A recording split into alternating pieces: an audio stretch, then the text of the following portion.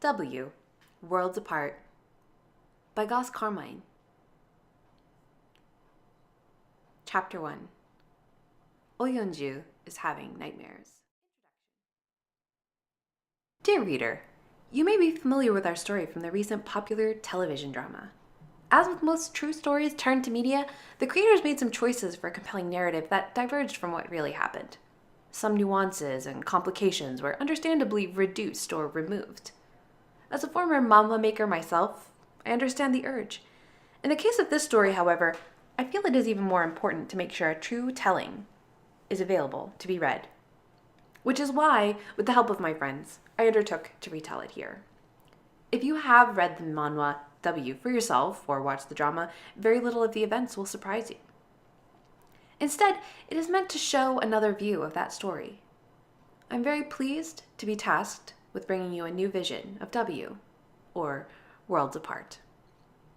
Pak Subong, award-winning novelist and former assistant artist on W.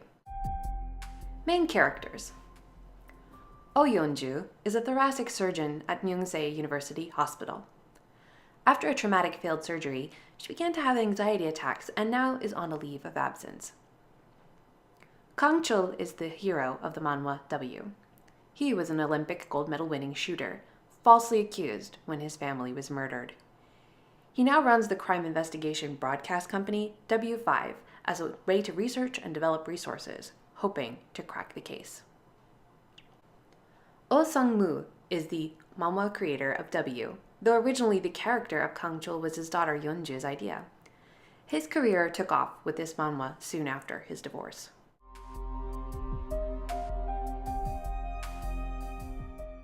Across the street, slumped in the bus stop, a young man with a heart-shaped face was smiling at her, though his skin was smudged with caking red blood.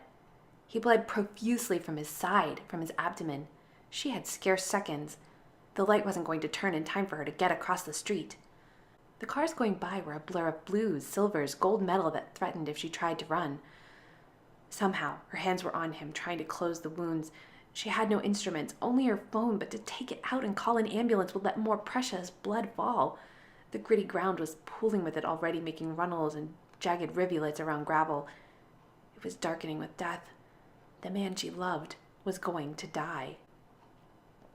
With a gasp, Yeonju rolled onto her back and woke herself up. Then she groaned. The man she loved? The recurring nightmare was beginning to escalate into new and weird territory. Once she had made herself shower and get dressed, she decided to check in on her father. She let herself into the studio, startling Assistant Subong, who nearly gagged on his ramen. "Another all-nighter?" she asked, amused. No, he said. "Well, I stayed the night. I just slept on the couch. I wanted to get to coloring first thing." There was something slightly surreptitious about the way he was moving and talking. "Is Dad up yet?" she asked sharply.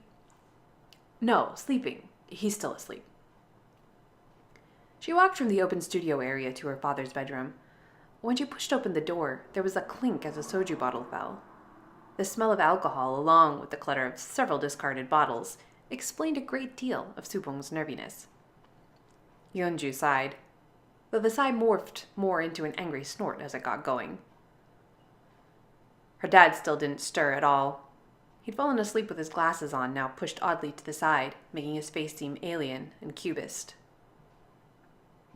She went out to the kitchen and poured a big glass of water, found a stomach tablet in the medicine cabinet, and set them on his nightstand before closing the door again. "Another bender last night?" she asked Subong, now studiously coloring panels that even she could tell were only half finished.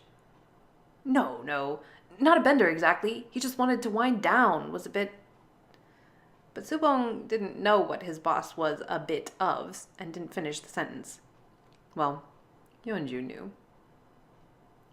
She took up a station on the awkwardly angular couch.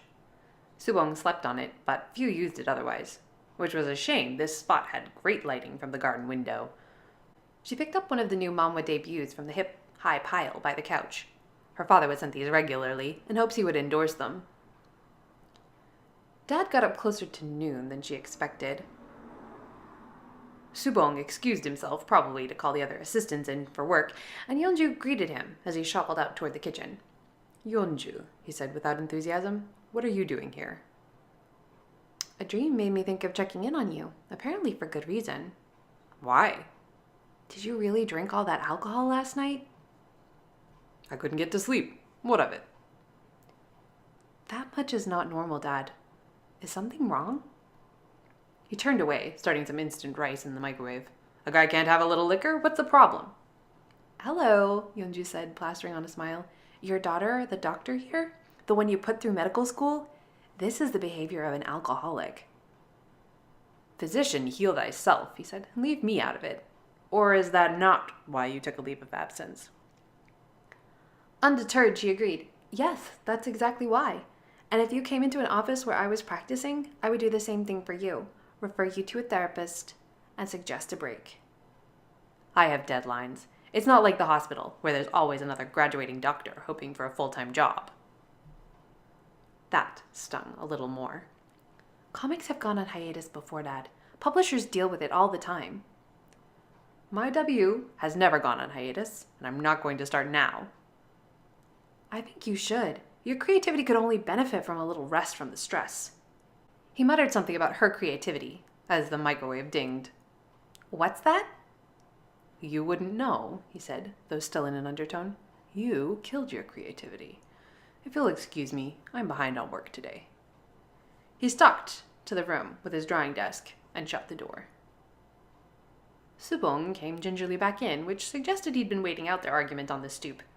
Yeonju took a few breaths to reclaim her calm and said, Subong, next time my father seems to be settling in to drink himself senseless, call me.